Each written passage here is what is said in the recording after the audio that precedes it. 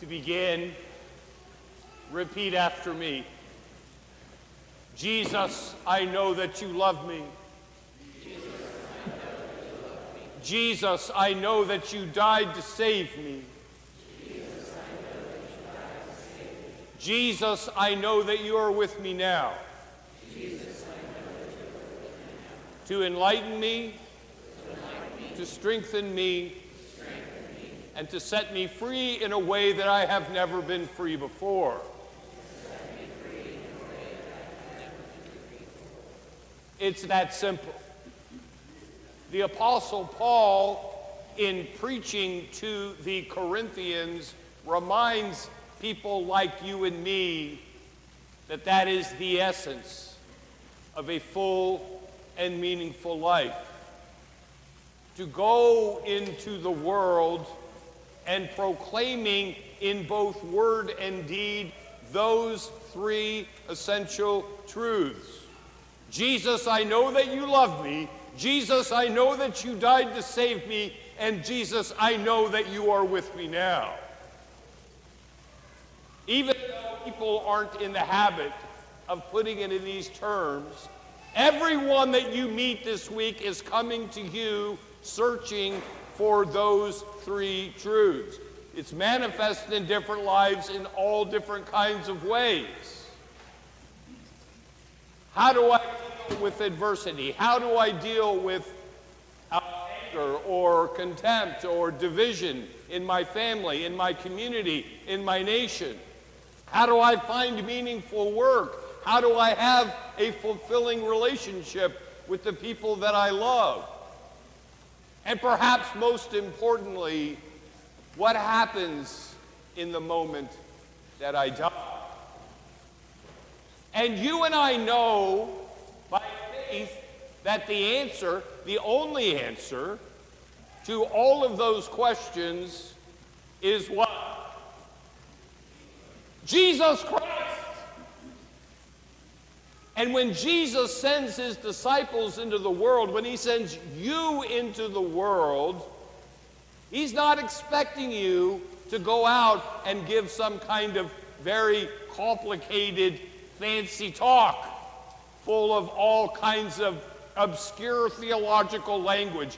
All Jesus is asking you to do is to go into the world to bear witness of the presence of Christ in your life and testimony to the life that you live because you live in union with him.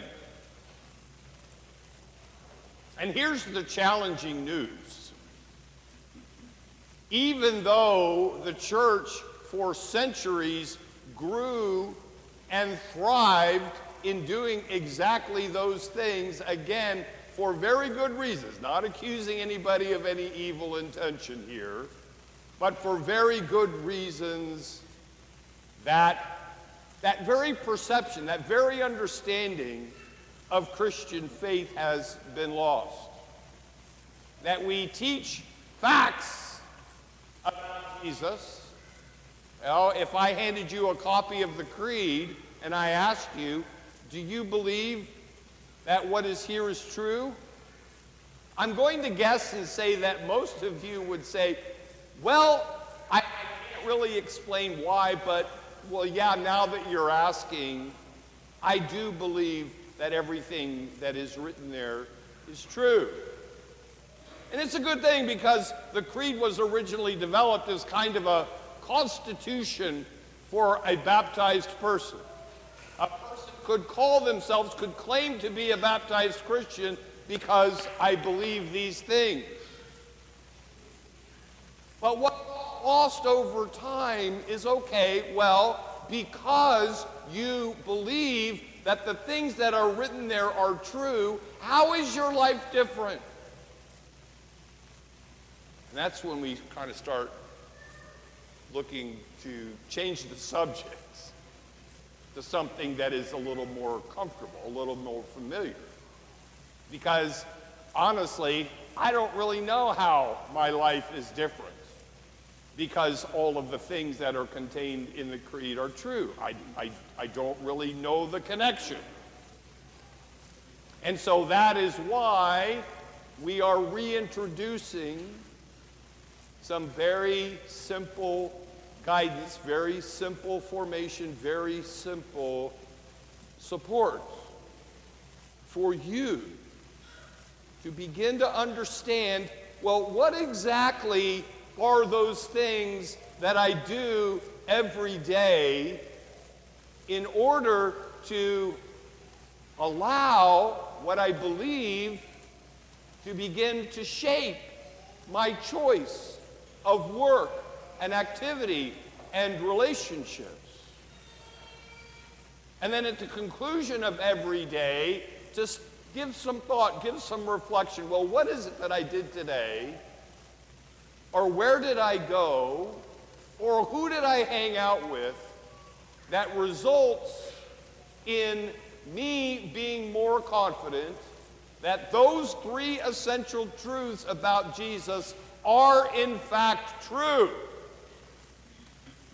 And all of the other things in my day, all of those things that distracted me, all of those things that diverted me, all of those things that, if I'm honest, not only didn't serve to strengthen my confidence in Christ's love, Christ's sacrifice, and Christ's presence in my life, all of those things that just seemed like they stirred up more anxiety or more uncertainty or more insecurity or more contempt or more anger or more division in my life, those are the things that I'm going to let go of. And to say to the Lord tomorrow, Lord, when I wake up, give me the courage, give me the perseverance, give me the wisdom to do more of the things that draw me closer to you and to let everything else go. And so that's when we become a true disciple.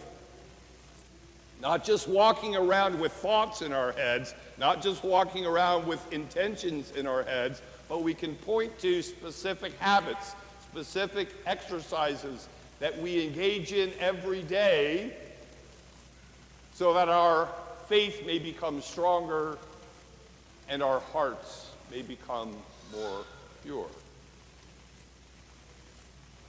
And then the third step is to go, now that I am a legitimate, activated disciple of Jesus, what is my engagement in the world?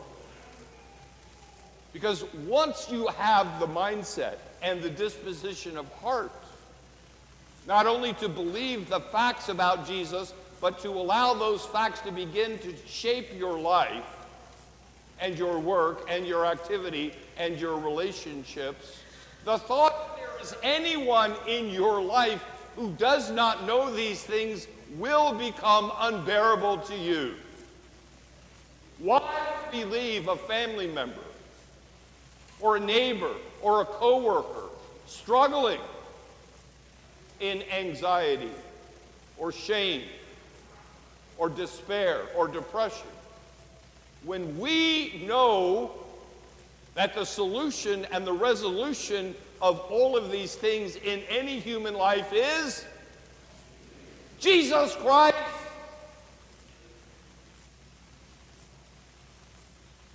And how am I engaging the world? How am I engaging with the people around me? So that I am pushing back against the darkness of the world around us with the light of Christ.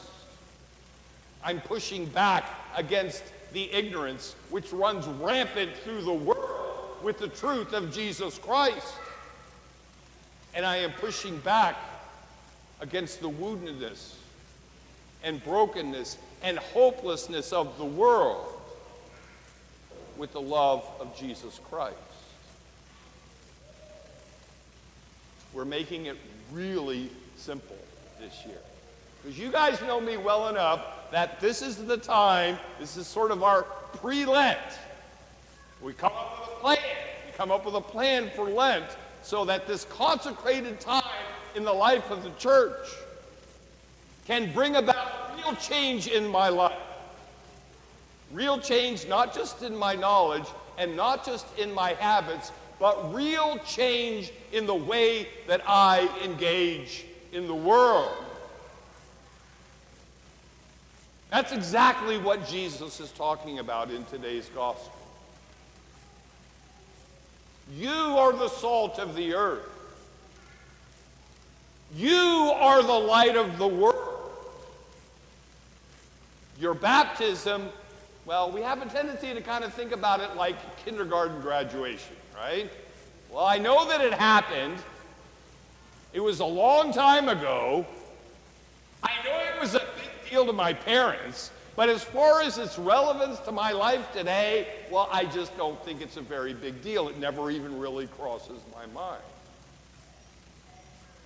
Not realizing or forgetting the very real, personal, ontological, foundational change that happened in you in that moment.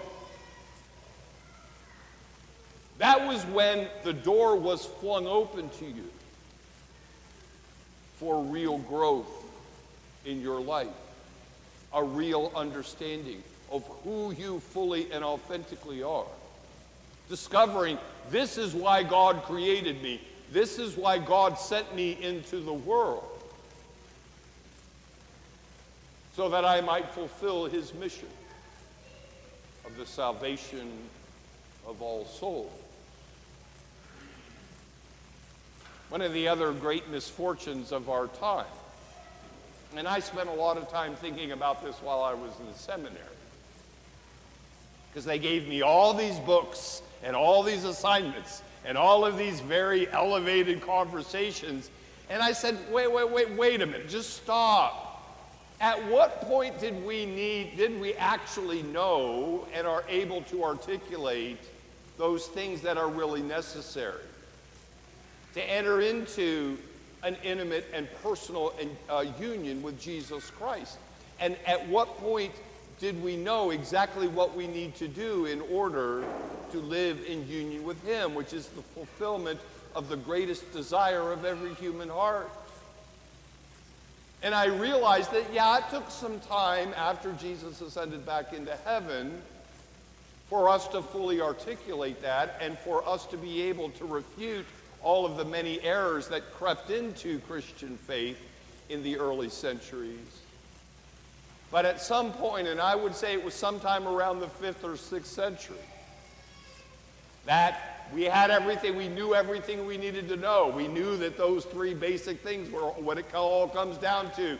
Jesus, I know that you love me. Jesus, I know that you died to save me. And Jesus, I know that you're with me right now.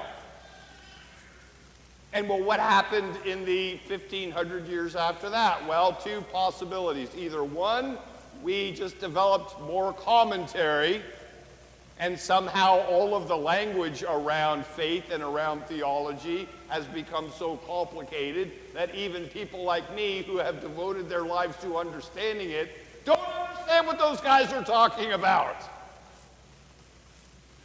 Which is why I'm so devoted. Wait a minute, guys, we need to keep this simple. We need to keep this clear so that we're creating an environment